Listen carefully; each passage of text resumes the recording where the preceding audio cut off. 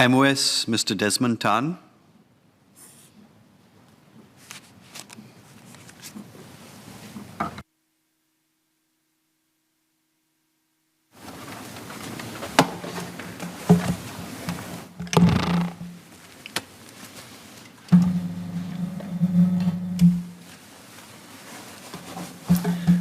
Mr. Chairman, I will be speaking about how MSE has taken steps and will continue to secure our food sources and water supply, and how we intend to do this with the support of our industry, as well as with every Singaporean. First, on food security, Minister Grace mentioned earlier that climate change and pandemics such as COVID-19 are some of the biggest threats we face today. Coupled with the war in Ukraine, the confluence of factors is causing global supply and price volatility, and we can expect to feel the impact in the coming months. MSC plans to ensure food supply resilience through our 3 food baskets: diversify import sources, grow local, and grow overseas. Our grow local basket is supported by our 30 by 30 goal, an ambition to expand our capability to grow more food locally in a sustainable and resource-efficient manner. Last year, I shared about how our intention to master plan Lim Chu Kang, then turn it into a high-tech agri-food zone that can significantly raise food production and thereby also providing new and exciting job opportunities for Singaporeans. I'm glad to update Mr. Don Wee and Professor Koh Lian Pin that in 2021, we completed a 6-month-long series of engagements on how the government, the industry, including our farmers, nature groups, and public can co-create the future Lim Chu Kang region. Many industry players and other stakeholders are keen to embrace high-tech farming, with also other ideas like shared processing and distribution facilities and centralized waste management systems for complementary users, which will enhance the entire farming ecosystem. The feedback and the ideas that we receive from the engagements will now be folded into our actual planning phase of the Lim Chu Kang this year. We have also been driving research innovation and plugging existing technological gaps. Under the Singapore Food Story R&D program, we set aside up to 144 million Singapore dollars for R&D for sustainable urban food production, future foods such as the advanced biotech-based protein production, as well as food safety science and innovation. To date, around $75 million has been committed to over 30 projects. I echo Dr. Lim Wee Kiak's point that alternative proteins such as cell-based and plant-based meats can contribute to our nutritional needs. As some alternative proteins do not have a long history or history of use as food, it is important to ensure the safe introduction of such novel food products into Singapore's market. This is why SFA developed the Novel Food Regulatory Framework in 2019, which requires companies to undertake pre-market food safety assessment as part of the process of seeking approval from SFA. I encourage novel food companies to engage SFA early through platforms such as SFA's Novel Food Virtual Clinics to better understand SFA's requirements so that they can prioritize their research efforts. Now let me move on to our aquaculture industry. Mr. Chairman, fish is a commonly consumed source of protein that can be grown locally to contribute to our food security. To Ms. Nadia Samdin's question, SFA has been working closely with the industry over the past year to understand their needs and introduce best practices that can help them uplift their production and the sector. I've joined them in some of these engagements and visited many of the farms in the Johor Straits as well as in the southern waters. The sea-based fish farms in Singapore are indeed quite varied, each with a unique approach to farming.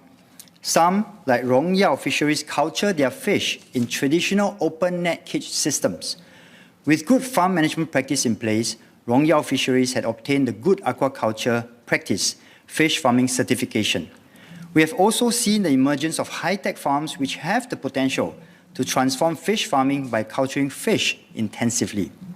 The EcoArc by Aquaculture Center of Excellence is one of the world's first purpose-built floating close containment aquaculture production structure that combines offshore and marine technology with a close containment system. Using water treatment technology to provide good quality seawater, to culture the fish and at the same time reduce the vulnerability to external conditions. Farms like Rong Yao and Ace EcoArc have found farming methods that work for them, but they also share their hopes of getting greater certainty on their use of sea space so that they can continue to invest in their future. Today, sea-based farms do not have a lease mechanism, and this creates some uncertainty for our farms. So, we will offer leases to all sea-based farms in the longer term. Incumbent farms will be eased into this arrangement by starting with yearly renewable temporary occupation license, or TOL, from 1st January 2023. The charges will be progressively stepped up to market rate from 2023 to 2026. This will give farms sufficient lead time to consider the longer-term investment decisions. I also mentioned in my speech last year that SFA plans to launch new sea space tenders on lease. I'm glad to share that this will happen from the end of 2022. Sea-based farms will see a reduction in their annual license fee from 1st January 2023. SFA has reviewed the fish farm license fees to ensure that it remains relevant and that compliance costs for the industry are minimized. Only new farm applications and farms with major changes to their farming activities, such as change in food type, that they want to produce will be subject to a separate one-off assessment fee due to higher manpower and equipment costs incurred during the course of the assessment. More details will be announced in the coming months. Now, to address Ms. Nadia Samdin, Mr. Koh Lian Pin, and Mr. Raj Joshua Thomas' queries, we want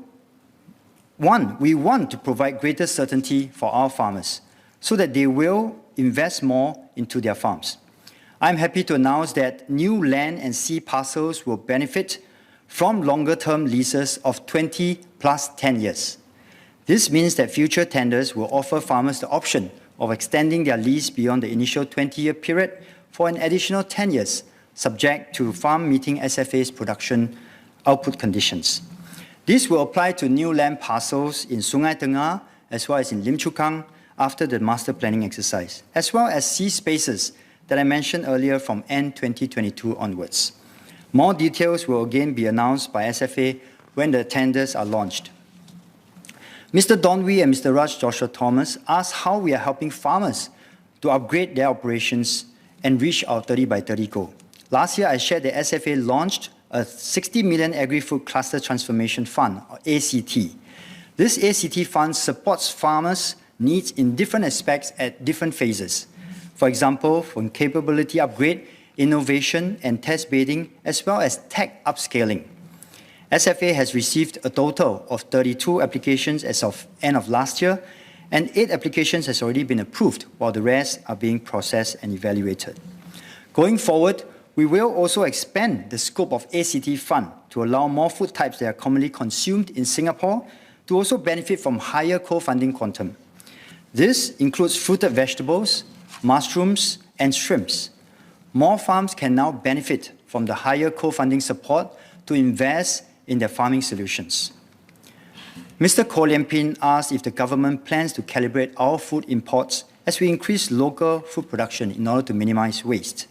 Even as we aim to produce more food locally, Singapore will continue to need to import most of our food. We remain committed to facilitating free, open, and competitive trade, and any substitution between imports and local production will be a result of market forces. While local farms ramp up production to contribute to our 30 by 30 goal, it is critical that Singaporeans continue to play their part by supporting local produce. Strengthening Singapore's food security is a whole-of-nation effort, and without strong local demand, our farmers will find it hard to sustain a high level of production. With your permission, Mr. Chairman, may I display a slide on the LCD screens? Please proceed. To help Singaporeans better identify local produce, SFA launched a set of 3 logos to integrate branding for local produce in February 2022. These are the updated SG Fresh logo you see on the screen to identify, first of all, local farmers. You see the first one on the left with 1 star, and logos to differentiate farms certified under the Good Agriculture Practice Scheme for Quality Assurance, and they get 2 stars at the bottom, and Clean and Green Scheme for Sustainable Production which is a 3-star logo. By choosing local produce, everyone can contribute to our food security. Whether you're buying groceries for your family, for your restaurant, or choosing local produce, will support our local farmers, helping them not just to survive, but to flourish by becoming more productive and sustainable. So please, let me remind everybody to try and support our local produce. Mr. Chairman, in Mandarin, please. 主席，为了进一步保障我国的食品供应，新加坡食品局在2019年定下了30-30愿景，希望到了2030年，本地生产的农产品可以满足国人30%的食品需求。目前，海上养殖业者需要每年更新海域的使用期限，因此难以吸引到需要大量前期投资的养殖企业。政府在检讨了海域使用期政策之后，很高兴地宣布，我们将为所有海上养殖场制定长期租约，以便更有效地吸引投资者，发展本地的海上养殖业。为了帮助现有的养殖场过渡这个新的机制，我们将从2023年1月1日起，先签发每年可续期的临时使用准证，给养殖业者有充裕的时间做出长期投资的决定。此外，新加坡食品局也将从今年年底开始推出新的海上养殖区供业者投标租用。食品局也将从明年1月1日起调低海上养殖场的执照费，以确保收费更合时宜。我们将在接下来几个月公布更多的详情。要实现30-30愿景，除了政府的推动和资助，我们也希望国人能够以行动来支持本地农产品。食品局在今年2月重新推介3种标签，帮助国人更清楚地识别本地出产的农产品。希望大家能够多多支持而购买本地栽种和养殖的新鲜食品，齐心协力，迈向更有保障的未来。Mr. Chairman, I would now like to speak about our other basic need, which is water. We will continue to strengthen water security by developing weather-resilient sources like new water and desalinated water. And I'm happy to announce that Singapore's latest plant, Jurong Island Desalination Plant, will be operational in April 2022. This plant is co-located with Tuas Power's existing Tembusu Multi-Utilities Complex, or TMUC. It taps on the cost and operational synergies in the water-energy nexus by sharing infrastructure such as the seawater intake and the substation with the TMUC. As pointed out by Ms. Cheryl Chan and Mr. Gan Tiampo and Ms. Polisan, weather-resilient sources are energy-intensive. And since 2002, PUB and stakeholders have committed more than $800 million in R&D into technologies such as biomimetic membranes and blue energy to improve energy efficiency of new water and desalination processes. The energy to produce 1 cubic meter of desalinated water could potentially be reduced from 3.5 kilowatt hour to less than 2 kilowatt hours by 2025. In 2020, we announced that work has already begun on Tuas Nexus, Singapore's first integrated solid waste and used water treatment facility, comprising NEA's Integrated Waste Management Facility, IWMF, and PUB's Tuas Water Reclamation Plant, TWRP. Mr. Sean Huang asked about the Tuas Nexus project and the update. To date, more than $4 billion worth of contract works have already been awarded by NEA and PUB. And the Tuas Nexus is set to complete in phases from 2025. The electricity generated by IWMF will be sufficient to sustain the operations of Tuas Nexus, and excess electricity will be exported to the national grid. When fully operational, the excess electricity exported to the grid by IWMF will be able to power up to 300,000 four-room HDB flats. And this is just the beginning. We will continue to explore such synergies across various infrastructure facilities across the government. Mr. Chairman, the deep tunnel sewerage system will transform the way Singapore transports our used water. This is essential in the land-scarce Singapore, and when completed, will result in a 50% reduction in the land take for used water infrastructure. This is a multi-year project, 6.5 billion project that showcases our commitment towards forward planning. I'm glad to update Mr. Sito Ipin that Phase 2 tunnel contracts, which began in 2017, more than 80% of the tunneling works have already been completed. And the overall project, including Tuas Water Reclamation Plant, is scheduled to be ready by 2026.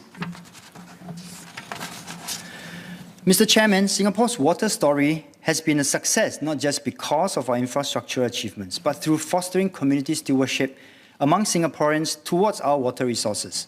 For example, we have transformed our water bodies into recreational sites for all to enjoy and protect under the Active, Beautiful, Clean Waters, or ABC Waters program. I'm pleased to update Mr. Gan Thiam Poh that 50 ABC Waters projects have already been completed since it was launched in 2006, and 7 more will be completed over the next 2 years. Beyond our local waterways, we are also inspiring collective action to safeguard our marine environment from the threats posed by marine litter. I am pleased to update Ms. Nadia Samdin that the government is on track to publish Singapore's first National Action Strategy on marine litter in June 2022.